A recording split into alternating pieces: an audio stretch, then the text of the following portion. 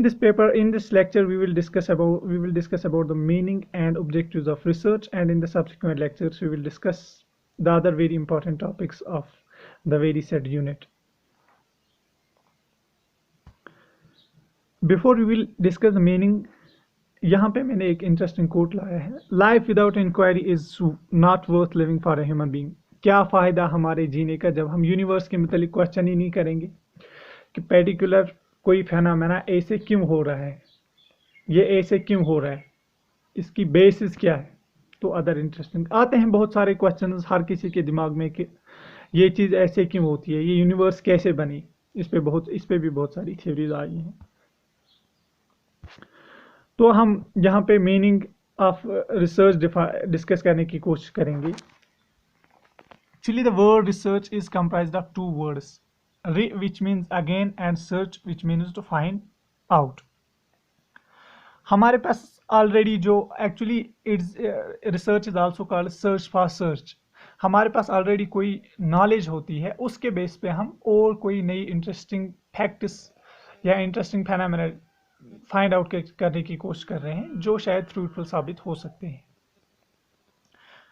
तो इसको simple words में, हम सिंपल भाषा में बात करेंगे। ये रिसर्च का सिंपल मतलब है।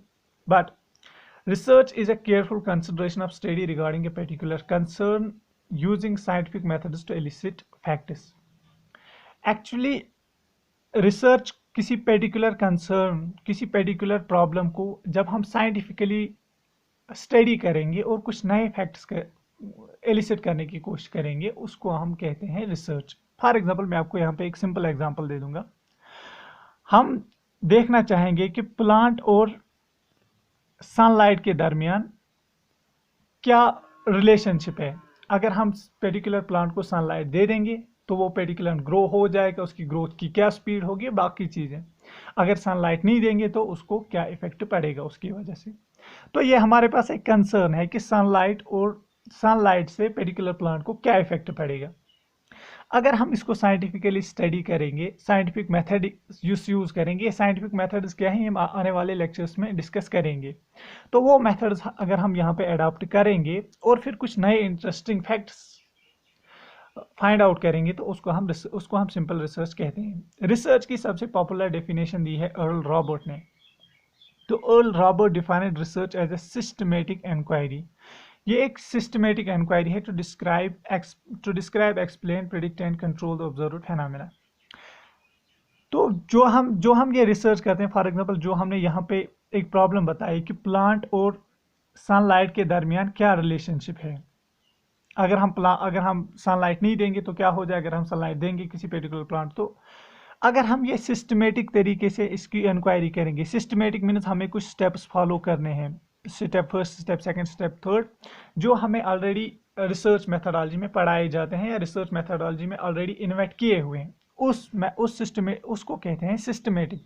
हम कोई मेथडोलॉजी अपनाते हैं, उसके बेसिस पे, उस मेथडोलॉजी के बेसिस पे हम कोई पर्टिकुलर स्टडी करते हैं। तो अगर हम किसी चीज़ को सिस्टमेटिकली पढ़ेंगे, इंक्वायर करेंगे या उसको फिर डिस्क्राइब करेंगे, एक्सप्लेन करेंगे या उनकी रिलेशनशिप को फिर प्रिडिक्ट करेंगे, तो उसको कहते हैं हम उसको सिंपल कहते हैं कि ये रिसर्च होती है। तो science has developed these guidelines over many years as the benchmark for measuring the validity of a result। तो ओवर टाइम साइंस ने ये बहुत सारी गाइडलाइंस इन्वेंट की है।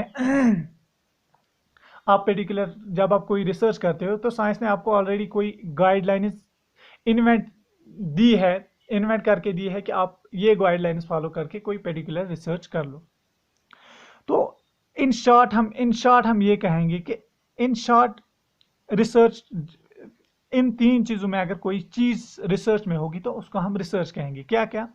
It's a process of inquiry and investigation. ये कोई प्रोसेस होता है, हम किसी प्रोसेस को फॉलो करते हैं, इंक्वायरी करते हैं किसी चीज़ के मतलब। फॉर एग्जांपल यहाँ पे हमने इंक्वायरी की कि सनलाइट का किस पर्टिकुलर प्लांट पे क्या इफेक्ट है।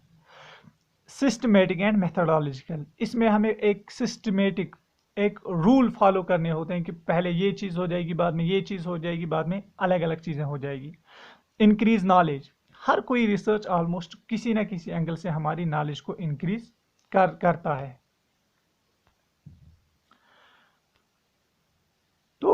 रिसर्च क्या होती है? Research solve problems that have no known solution by anyone in the world. Suppose आपने यहाँ पे कोई, आपने ये पर्टिकुलर प्लांट और पर्टिकुलर सनलाइट पे आपने रिसर्च किया है। अगर ये ऑलरेडी रिसर्च किसी ने किया है और आप भी वही फैक्टर्स लेके आए, फिर वो रिसर्च नहीं कहलाएगी, फिर तो आपने अपना टाइम, अपना रिसोर्स सब कुछ ज़ाया किया है।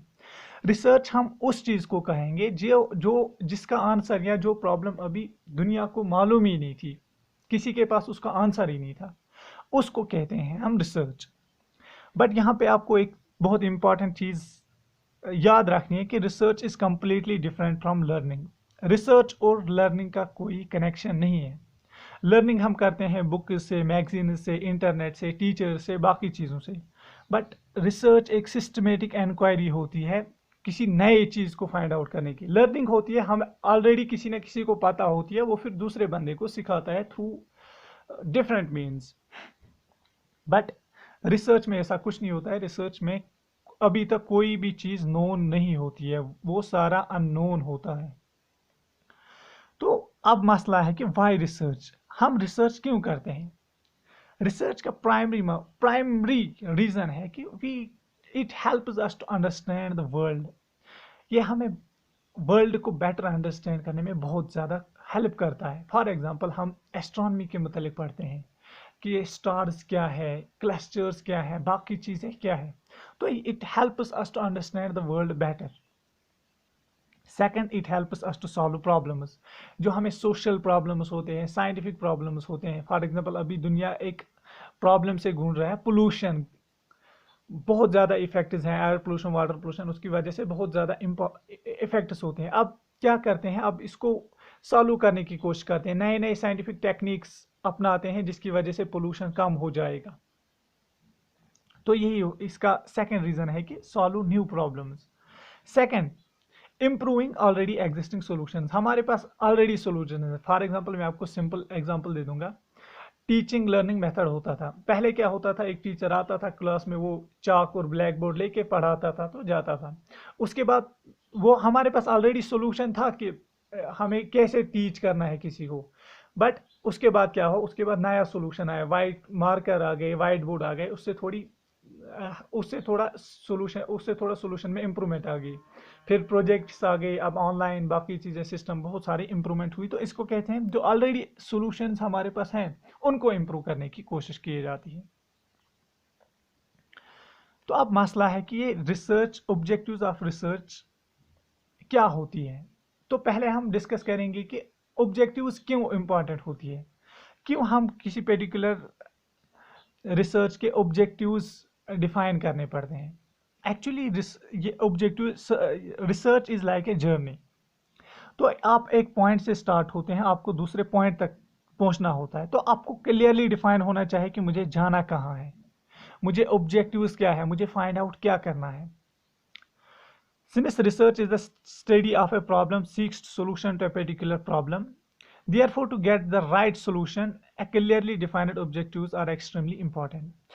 तो आप जब ऑब्जेक्टिव सेट करते हो कि मुझे किसी पर्टिकुलर पॉइंट पे डालना है, तो आपको एक रोड मैप मिलता है, मुझे कहाँ से जाना है कहाँ, ताकि मैं इस पॉइंट पे पहुंचूं। फॉर एग्जांपल आपने आपने सोचा था कि मैं प्लांट और सनलाइट के दरमियान रिलेशनशिप देख लूंगा कि इनके दरमियान क्या रिलेशनशिप है। अब इस प्लांट को ग्रो करने में सिर्फ सनलाइट की ज़रूरत नहीं होती है, ये डिपेंड करता है ये इसको वाटर है कि नहीं, ये किस लैंड पे प्लांटेशन इसकी कहाँ हुई है, डेजर्ट में हुई है, फर्टाइल लैंड में हुई है, तो बाकी सारी चीज़ें। लेकिन आपका जो प्राइम मकसद है इस वक्त, आप देखते हो कि सनलाइट और प्लांट के दरमियान क्या रिलेशनशिप है। आपको यही वाला ऑब्जेक्टिव इस वक्त देखना पड़ेगा। That is why clearly defined objectives are extremely important in research methodology. तो अब हम डिस्कस करेंगे कि ये ऑब्जेक्टिव्स होते क्या हैं। सबसे पहली बात देखो, आप एक रिसर्च करते हो, मैं दूसरा रिसर्च करता हूं, आपके अलग अपने ऑब्जेक्टिव्स होते हैं, मेरे अलग अपने ऑब्जेक्टिव्स होंगे। तो इनको कहते हैं स्पेसिफिक ऑब्जेक्टिव्स। आप अगर फॉर एग्जांपल साइंस में रिसर्च करते हो तो आपके साइंस में आपके साइंटिफिक ऑब्जेक्टिव्स होते हैं कि साइंटिफिक प्रॉब्लम्स। अगर मेरे सोशल साइंस में रिसर्च होगा तो मेरा सोशल साइंस में ये फाइंड आउट करने की कोशिश करूंगा कि क्या सोशल रिलेशनशिप्स क्या होती है। लेकिन इनको कहते हैं हम स्पेसिफिक ऑब्जेक्टिव्स। दो टाइप के होते हैं, एक होता है जनरल, एक होता है स्पेसिफिक। तो स्पेसिफिक होते हैं कि आपके पर्टिकुलर रिसर्च के पर्टिकुलर प्रॉब्लम होते हैं, लेकिन कुछ जनरल ऑब्जेक्टिव्स होते हैं जो हर किसी रिसर्च के होते हैं। For example, general research is mostly undertaken to fulfil the following objectives. तो जनरल रिसर्च हर किसी रिसर्च में कुछ स्पेसिफिक ऑब्जेक्टिव्स होते हैं, लेकिन कुछ जनरल हर किसी रिसर्च में होते हैं। फॉर एग्जाम्पल, पहला, to understand the world, to understand any particular phenomena. हम किसी न किसी, कोई भी हमारा रिसर्च हो, हम किसी पर्टिकुलर फेनोमेना को हम डिस्कस या पर्टिकुलर फेनोमेना को हम समझने की कोशिश करते हैं। Second, to review the existing knowledge. हमारे पास जो ऑलरेडी नॉलेज होती है उसको हम रिव्यू करने की कोशिश करते हैं कि ये नॉलेज सही है, हमारे जो किसी ने रिसर्च किया है क्या वो सही है। इसीलिए हम बहुत सारी थ्योरीज आती हैं, फिर वो रिजेक्ट होती है, फिर इम्प्रूव्ड थ्योरीज होती हैं। तो ये होता है review of existing knowledge. Verify social facts and generalisations.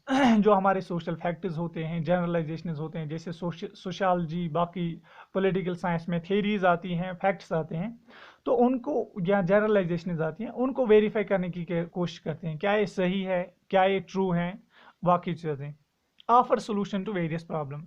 हर किसी रिसर्च का मकसद होता है कि वो पर्टिकुलर प्रॉब्लम को देखें और उसको फिर सोल्यूशन फाइंड आउट करने की कोशिश करेंगे। तो एंड फाइनली, हर किसी रिसर्च का अगर उसने कोई रिसर्च किया है तो वो कुछ ना कुछ जरूर ऐड करता है नॉलेज में। तो ये कुछ जनरल ऑब्जेक्टिव्स होते हैं, लेकिन इसके अलावा हर किसी रिसर्च में अपने पर्टिकुलर स्पेसिफिक ऑब्जेक्टिव्स होते हैं।